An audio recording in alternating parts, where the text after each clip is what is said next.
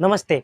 कुछ महीनों से आपने नोटिस किया होगा कि आपके आसपास के एरिया में G20 के पोस्टर्स लगाए जा रहे हैं, लेकिन ये G20 है क्या और लोग इसके इतने चर्चे क्यों कर रहे हैं? Capital of the mega G20 summit. Delhi has undergone an impressive makeover. Security has been beefed up as जैसे दुनिया के शक्तिशाली नेता G20 में शामिल होने के लिए Delhi upcoming G20 leaders summit in the national capital. The government is on the line. G20 summit में अब महज चंद दिनों का फासला। G20 मतलब ग्रुप ऑफ 20, जो दुनिया के 19 कंट्रीज और एक यूरोपियन यूनियन का ग्रुप होता है। ये दुनिया की 65% पॉपुलेशन और 79% इंटरनेशनल ट्रेड को कंट्रोल करते हैं। दुनिया के 85% जीडीपी और साथ ही साथ 79% कार्बन इमिशन भी यही कंट्रीज छोड़ते हैं। G20 का कोई पर्टिकुलर हेडक्वार्टर नहीं होता। हर साल G20 की प्रेसिडेंसी सर्कुलेट होती रहती है, जो पास्ट, प्रेजेंट, फ्यूचर के ऊपर बेस है। पास्ट में यानी 2022 में G20 को इंडोनेशिया होस्ट कर रहा था और करंट यानी 2023 में इसे भारत होस्ट कर रहा है और फ्यूचर में ब्राज़ील होस्ट करेगा। अभी तक हमने G20 और इसके फंक्शंस के बारे में जाना। चलिए अब जानते हैं कि दुनिया को ऐसी क्या ज़रूरत पड़ गई कि G20 को बनाना पड़ा। G20 से पहले हमें G7 को समझना होगा, क्योंकि G20 G7 से इंस्पायर होकर बनाया गया है। 1973 में अरब और इजराइल के वॉर के दौरान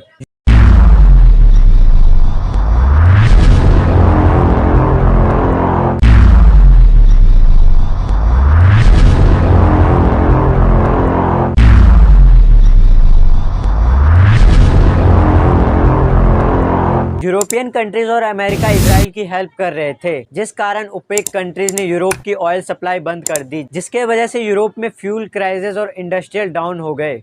इसी के वजह से यूरोप को इकोनॉमिक क्राइसिस झेलना पड़ा। इसी इकोनॉमिक क्राइसिस से रिकवर होने के लिए G7 बनाया गया। इसका मेन मोटिव फ्यूल क्राइसिस से निपटना था।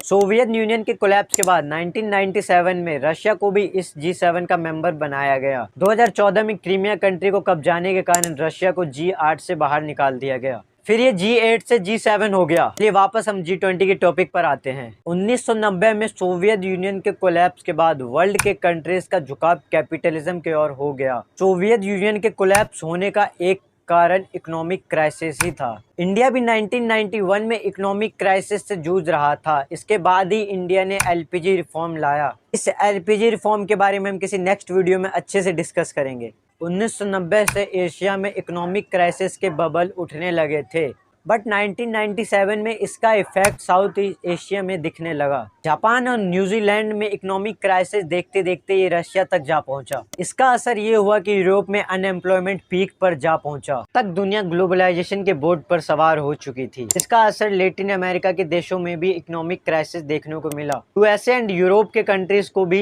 इकोनॉमिक क्राइसिस का डर सताने लगा। इसी से निपटने के लिए 1999 में G20 बनाया गया। ब्राजील के वी शेप इकोनॉमिक से वर्ल्ड की इकोनॉमिक को एक नई होप मिली, बट अमेरिका और यूरोपियन कंट्री के इकोनॉमिक स्टेबल होने के वजह से उस समय G20 को इतना सीरियस नहीं लिया गया। लेकिन 2008 में अमेरिका के इकोनॉमिक क्राइसिस के समय वॉशिंगटन डीसी में G20 की पहली मीटिंग हुई। इसके बाद से ही G20 की मीटिंग कंटिन्यूसली हो रही है। इस साल यानी 2023 में भारत में G20 की समिट हो रही है, जो फाइनेंशियल एंड शेरपा ट्रैक में डिस्कशन करेंगे। बेसिकली शेरपा उन्हें कहा जाता है जो माउंटेन में माउंटेनर्स को रास्ता दिखाते हैं। भारत के इस साल के शेरपा एक्स नीति आयोग CEO अमिताभ कांत हैं, जो समिट को होस्ट करते हैं और उनके पास कुछ स्पेशल पावर होती है, जैसे कि वो नॉन G20 कंट्रीज को समिट में इनवाइट भी कर सकते हैं। इंडिया ने इस साल Bangladesh, Egypt, Mauritius, Nigeria, Netherland, Oman, Spain, Singapore और यूएई को समिट में इनवाइट भी किया है, जिससे इंडिया के फॉरेन रिलेशन काफ़ी अच्छे होंगे। भारत ने इस बात का संकेत दिया है कि एनर्जी प्रॉब्लम और टेररिज्म को रोकना उसका सबसे बड़ा एजेंडा है। दुनिया को इन प्रॉब्लम से निपटने के लिए इंडिया रोड मैप भी शो करेंगे। G20 प्रेसिडेंसी के चलते इंडिया पूरे वर्ल्ड में ब्रांड इंडिया का छवि मजबूत करने का मौका मिलेगा। भारत अपना रोड इंफ्रास्ट्रक्चर और ट्रांसपोर्ट के माध्यम से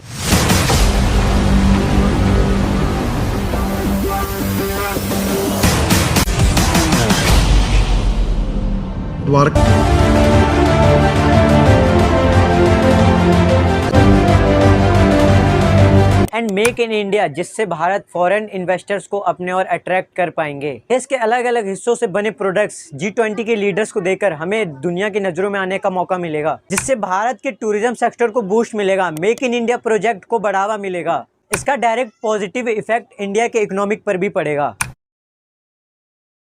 मैं अपने पर्सनल ओपिनियन की बात करूं तो भारत को लास्ट में वर्ल्ड हेल्थ इशू पर समिट में बात रखनी चाहिए। कोविड के क्रिटिकल पैंडेमिक में गरीब देश और जो वैक्सीन नहीं बना पाए, जब सारे डेवलप्ड कंट्रीज खुद के सिटीजन को संभाल नहीं पा रहे थे, तब इंडिया ने अपने इतने बड़े पॉपुलेशन होने के बावजूद दूसरे कंट्रीज को वैक्सीन देके हेल्प किया। क्योंकि भारत दुनिया को एक परिवार मानता है और बुरे समय में परिवार का साथ नहीं छोड़ा। क्योंकि भारत की G20 का स्लोगन है वसुधैव कुटुंबकम, one earth one family one future. धन्यवाद आप सभी का यहाँ तक वीडियो देखने के लिए। अगर आपको वीडियो अच्छा लगता है तो वीडियो को लाइक और चैनल को सब्सक्राइब जरूर करना और अपना फीडबैक कमेंट में ज़रूर देना और अपने दोस्तों के साथ वीडियो को शेयर ज़रूर करना। विश्व में शांति लाएंगे, हर मुश्किल को हराएंगे।